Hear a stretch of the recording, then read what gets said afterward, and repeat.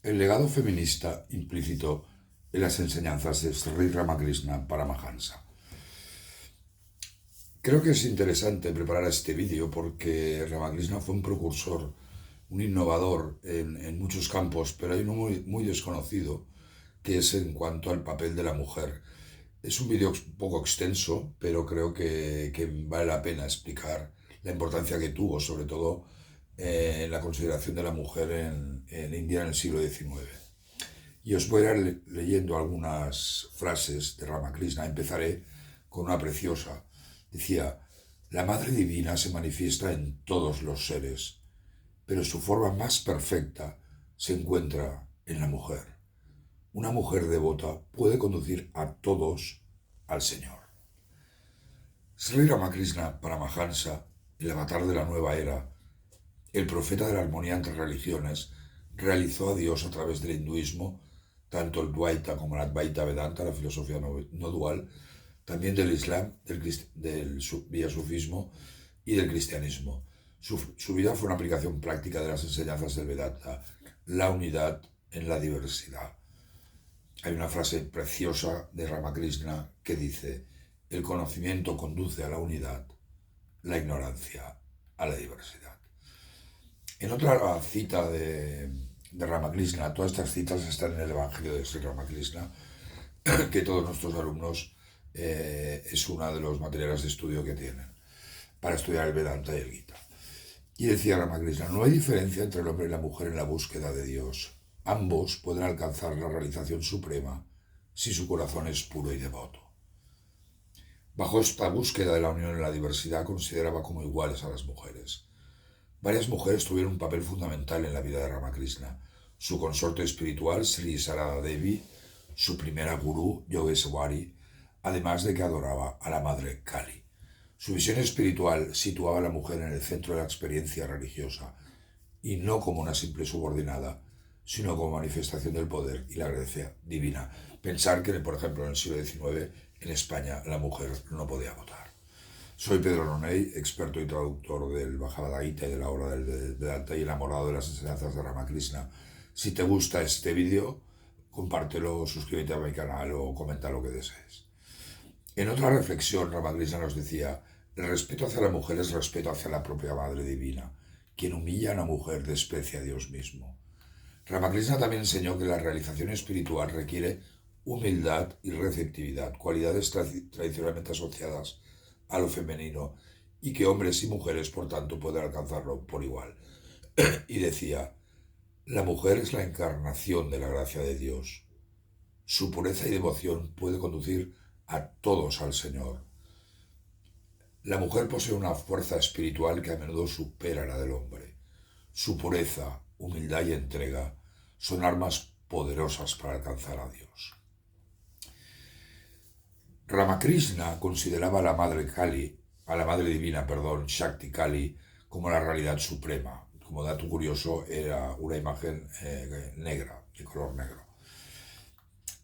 Él desarrolló una intensa devoción por la Madre Kali, pasaba horas en adoración bhakti, adorando su imagen y olvidando los rituales de sus deberes como sacerdote. Su intenso anhelo por ver a Dios culminó en la visión de la Madre Kali como una refulgencia ilimitada que engullía todo a su alrededor.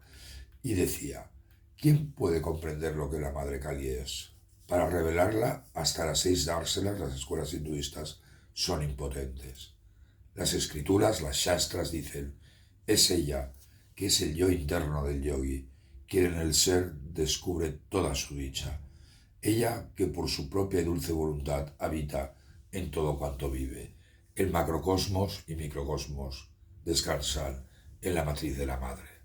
Y continuaba, aquel que es Brahman, Dios, es también Shakti. Cuando lo concebimos como inactivo es llamado Brahman, y cuando pensamos en él como creador, preservador y destructor del universo, es llamado la energía primordial, o Kali.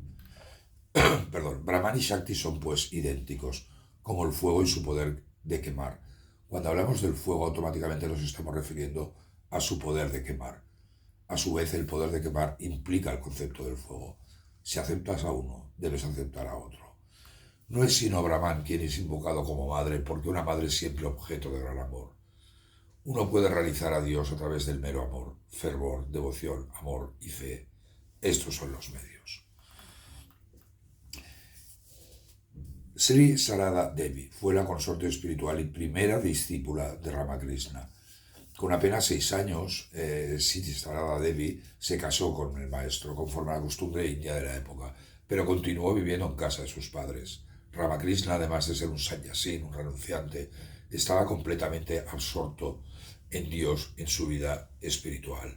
Fue únicamente cuando la Santa Madre cumplió 18 años que se encontraron personalmente con el maestro. Desde entonces, su matrimonio espiritual se caracterizó por una vida de pureza absoluta y devoción mutua. Ramakrishna vio lo divino en su esposa, Sarada Devi, en sus discípulos, en los demás, incluso en las mujeres pecadoras, y las trató a todas con respeto. El famoso Dios es amor de Juan 4.8 del cristianismo. Sarada Devi era considerada por Ramakrishna como una manifestación viva de la Madre Divina del Universo. La Santa Madre se veía a sí mismo como la madre de todos los seres, incluyendo no solo a los seres humanos, sino también a los animales. Sarada Devi tenía una frase preciosa, y os la leo, decía: si queréis la paz, no critiquéis a los demás, más bien mira tus propias faltas, aprende a hacer tuyo el mundo entero, nadie es extraño, hija mía, el mundo entero es suyo. Tras el Mahasamadhi, la gran muerte de Ramakrishna en 1886, la Santa Madre asumió el liderazgo de la Sangha, de la comunidad espiritual, que más tarde se consolidaría como la misión Ramakrishna, fundada por Swami Vivekananda. Debido a su pureza inmaculada, extraordinaria paciencia, servicio desinteresado, amor incondicional, sabiduría e iluminación espiritual, Swami Vivekananda la consideraba como el ideal para las mujeres indias de la era moderna. Creía que con el advenimiento de la Santa Madre había comenzado el despertar espiritual de la mujer en los tiempos modernos. Su respeto por las mujeres y su colaboración espiritual con Sarada Devi sentaron las bases para que la misión Ramakrishna promoviera la educación y el empoderamiento femenino en la India moderna. Sarada Devi se convirtió en un modelo de maestra y guía espiritual para mujeres y hombres indios, continuando el legado feminista implícito en todas las enseñanzas de Ramakrishna. Cuando las discípulas occidentales de Vivekananda llegaron a Calcuta, la Santa Madre las aceptó con los brazos abiertos como a sus hijas, ignorando las restricciones de la sociedad ortodoxa de aquellos días. Aunque había crecido en una sociedad rural sin ningún acceso a la educación, tenía puntos de vista muy progresistas y apoyaba de todo corazón a Swami Vivekananda en sus planes para el rejuvenecimiento de India y la elevación de las masas y también de las mujeres. Estuvo estrechamente asociada con la escuela para niños, iniciada por la hermana Nivedita, que más tarde hablaré. La segunda mujer importantísima en la vida de Ramakrishna fue Bhairavi Sannyasi, que fue la primera gurú de Ramakrishna. Ramakrishna tuvo 2 gurús, Yogeshwari, esta que hemos hablado, y Totapuri. Una mañana de 1861, mientras Ramakrishna se encontraba en el jardín de su casa, vio acercarse en el templo en una barca. De ella descendió una hermosa sannyasín de edad media. Aunque tenía casi 40 años, su presencia irradiaba juventud y energía.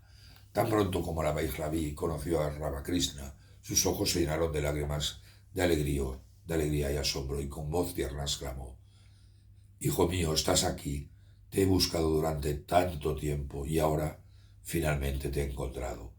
Y Ramakrishna, sorprendido, preguntó: ¿cómo podías saber de mi madre? Y ella respondió: por la gracia de la Madre Divina, supe que iba a encontrarme con 3 de vosotros. Perdón, a 2, a Chandra y a Grija ya los conocía a Bengala. Hoy te encontré a ti. Una vez Ramakrishna le preguntó por qué la gente le consideraba como un loco. Y ella le dijo: ¿quién te llama loco, hijo mío? Esto no es locura. Tu estado es lo que se llama el Mahabhava, un estado extraordinario de éxtasis religioso. Sri Radha experimentó este estado y también Sri Gauranga. Todo esto está registrado en los textos de las escuelas Bhakti. Te mostraré en los libros que quien quiera que haya anhelado sinceramente a Dios ha experimentado este estado, y todo el que lo haga debe pasar por él. Además, convocó una reunión de pandits de expertos para que evaluaran si Ramakrishna podía ser considerado, atención, como una encarnación de Dios. Tras deliberar, estos sabios llegaron a la conclusión afirmativa: Ramakrishna era ya conocido como un avatar de Rama y Krishna. Un punto importante también que es interesante resaltar es que en su práctica espiritual, en su sadhana, Ramakrishna vivió sintiéndose como una mujer. Y os leo: para realizar a la Madre Divina, uno debe convertirse en su devoto. Yo mismo a veces me convierto en la doncella que adora a la Madre, entregándome con todo mi corazón. Cuando se dice que Ramakrishna vivió como una doncella, hay que entenderlo desde una visión mística y devocional, una visión bhakti, y en ningún caso de algo parecido al travestismo. Esta sadhana, esta práctica, refleja su absoluta entrega a la Madre Divina, Shakti Kali, y su capacidad de experimentar la divinidad desde la perspectiva femenina, que en la tradición tántrica y bhakti es muy valorada. Y Ramakrishna comentaba: cuando adoraba a la Madre Kali me sentía como si fuera su sierva, una doncella que sirve a su Señor. Me convertía en la Madre misma y a la vez en la devota que se entrega a ella. Así todo mi ser vibraba en unión con la divina. Cuando estaba en éxtasis parecía una doncella completamente absorbida por la presencia de la Madre. La realización no conoce género. Lo importante es la pureza de corazón y la entrega a la Madre. En cierta ocasión, Swami Vivekananda preguntó al maestro: ¿no es cierto que el Tantra prescribe disciplinas espirituales en compañía de la mujer? Y Ramakrishna contestó: eso no es recomendable. Es un camino muy difícil y a menudo causa la caída del aspirante. Hay 3 clases de dichas disciplinas. Uno puede considerar a la mujer como su amante o considerarse uno mismo como su doncella o como su hijo. Yo considero a la mujer como mi madre. Considerarse uno mismo como su doncella también es bueno, pero es extremadamente difícil practicar disciplina espiritual considerando a la mujer como su amante. Considerarse uno mismo como su hijo es una actitud muy alta. Hay una frase que será de Ramakrishna que decía mujer y oro. Y aparece en el evangelio en su evangelio de Ramakrishna, ¿no? Y nos quería indicar el mayor impedimento que supone el progreso espiritual. Esta expresión, que era favorita del maestro, en sánscrito Kamini Kanchan, a menudo ha sido erróneamente interpretada. Por ella solo quiso significar lujuria y codicia, cuya perniciosa influencia retardaba al aspirante en su crecimiento espiritual. Usaba la palabra Kamini, mujer, como símbolo del instinto sexual, al dirigirse a sus devotos del sexo masculino. Por otra parte, aconsejaba a sus devotas apartarse del hombre, Kanchan, u oro, simbolizando la codicia, que es el otro obstáculo para la vida espiritual. El maestro jamás enseñó a sus discípulos a odiar a ninguna mujer o al género femenino en general. Esto puede apreciarse claramente al estudiar todas sus enseñanzas y en ningún caso encontraremos la más crítica a la mujer. El maestro, como hemos dicho, veía a todas las mujeres como otras tantas imágenes de la Divina Madre del Universo. Rindió su más elevado homenaje a la feminidad al aceptar como su guía a una mujer, mientras practicó las muy profundas prácticas espirituales del Tantra. Su esposa, conocida y venerada como la Santa Madre, fue su constante compañera y su primera discípula. Al final de su práctica espiritual, literalmente adoró a su esposa como la encarnación de la diosa Kali, la Divina Madre. Después de su desaparición, la Santa Madre se convirtió en la guía espiritual no solo de un gran número de personas hogareños de casa, sino también de muchos miembros monásticos de la Orden Ramakrishna. Y otro punto que me gustaría tocar fue el de Margaret Noble, la hermana Nivedita. Este legado que estamos comentando feminista de Ramakrishna fue continuado por Vivekananda y en particular con Margaret Noble. La hermana Nivedita había nacido en Escocia y fue la primera discípula occidental de Swami Vivekananda y su discípula más aventajada. Se conocieron en 1895 en Londres y en el 98 viajó a Calcuta. Y es entonces cuando Vivekananda le da el nombre de Nivedita, que querría significar dedicada a Dios.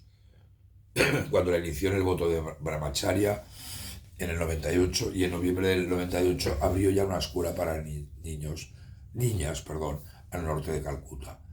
Cuando Margaret Noble llegó a la India, Vivekananda le pidió dedicarse a una misión urgente, la educación de las niñas y mujeres indias, que en aquella época tenían un acceso casi nulo a la escuela. Os leo una frase de la hermana Nivedita que decía: la elevación de la mujer es la elevación de la nación. La hermana Nivedita creía profundamente que educar a una niña era educar a toda la nación, y en su escuela enfatizó en educación básica, lectura, escritura y matemáticas, ciencias y artes, formación moral y espiritual, conocimiento de la cultura india y actividades manuales para la independencia económica. Y así adaptó la enseñanza para respetar la cultura local, convirtiendo la escuela en un espacio seguro para las familias. Como os comía, el motivo de este vídeo era, bueno, rendir un pequeño homenaje a esa visión feminista de género de Ramakrishna. Os tenéis que situar en la India del siglo XIX bajo dominación colonial, y aparte que Ramakrishna y Sarada Devi eran personas muy humildes, ¿no? Ramakrishna incluso era prácticamente iletrado. Y yo creo que fue una revolución este mensaje que iba en contra de las rígidas normas sociales de la India. Y creo que un precursor se avanzó mucho a lo que estamos viendo en Occidente de la importancia del papel de la mujer. Y creo que es importante conocerlo. Muchísimas gracias, Namaste.